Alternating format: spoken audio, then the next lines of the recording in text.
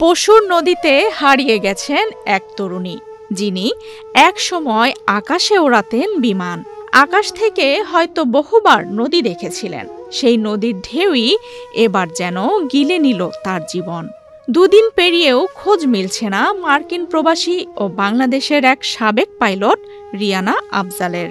গত ৮ নভেম্বর শনিবার সকাল 11:30টার দিকে বাগেরহাটের মোংলার পশুর নদীতে পর্যটকবাহী নৌকা উল্টে যাওয়ার পর থেকেই তিনি নিখোঁজ।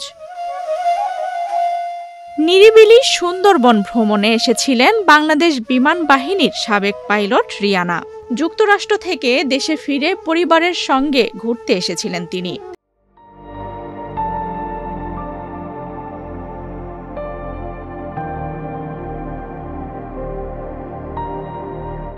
রাত কাটিয়েছিলেন ঢাংমারীর ম্যানগ্রোভ ভ্যালি রিসোর্টে। পরের দিন সকালে 13 জনের একটি পর্যটক দল নৌকায় চেপে যাচ্ছিল করমজল পর্যটন কেন্দ্রে। উৎফুল্ল ছিলেন সকলেই, হাতে ছিল ক্যামেরা, সামনে বিশাল নদীর বুকে রোদের ঝিলিক। কিন্তু সেই আনন্দ যাত্রা মুহূর্তেই পরিণত হলো আতঙ্কে। চাঁদপাই রেঞ্জের ঢাংমারী খাল ও পশুর নদীর সংযোগস্থলে পৌঁছালে হঠাৎই প্রচণ্ড ঢেউ আঘাত হানে ছোট্ট ইঞ্জিন চালিত নৌকাটিতে। মুহূর্তের মধ্যেই নৌকাটি উল্টে যায়, সবাই নদীতে পড়ে যায়। স্থানীয়দের সহায়তায় প্রায় সকলেই সাঁতরে তীরে ওঠে, কিন্তু রিয়ানাকে আর খুঁজে পাওয়া যায়নি। যেন নদীর বুকেই মিলিয়ে গেছেন তিনি। নিখোঁজ পর্যটককে উদ্ধারে ফায়ার সার্ভিস ও বন বিভাগের সদস্যরা 2 দিন ধরে যৌথভাবে অভিযান চালাচ্ছেন। এলাকা জুড়ে চলছে তল্লাশি, কিন্তু এখনো তার কোনো খোঁজ মেলেনি। আপনারা তো শুনছেন যে গতকালকে যে একটা দুর্ঘটনা, এই দুর্ঘটনার ফলে একটা মেয়ে মারা গেছে। আসলে আর আমাদের সম্পদ ছিল, অর্থাৎ বাংলাদেশে যে ইয়ার যে ক্যাডেট ছিল তার ভিতরে সে ফার্স্ট হয়েছিল, যার জন্য রাষ্ট্রপতি সম্মাননা পাইছিল সে 2018 সালে। পরবর্তীতে পাইলট হওয়ার পরেও সে তার ভালো জায়গায় বিয়ে হয়, আমেরিকায় চলে যায়। সেখান থেকে আসলে তার বাবা মার সঙ্গে আমি কালকে সারাদিন কাজ করেছি।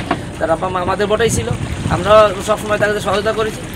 আজকের থেকে আমরা কাল রাত্রেও সারা রাত্রে ডিউটি করেছি যে কোথাও কোনো লাশ বা বডি পাওয়া যায় কিনা।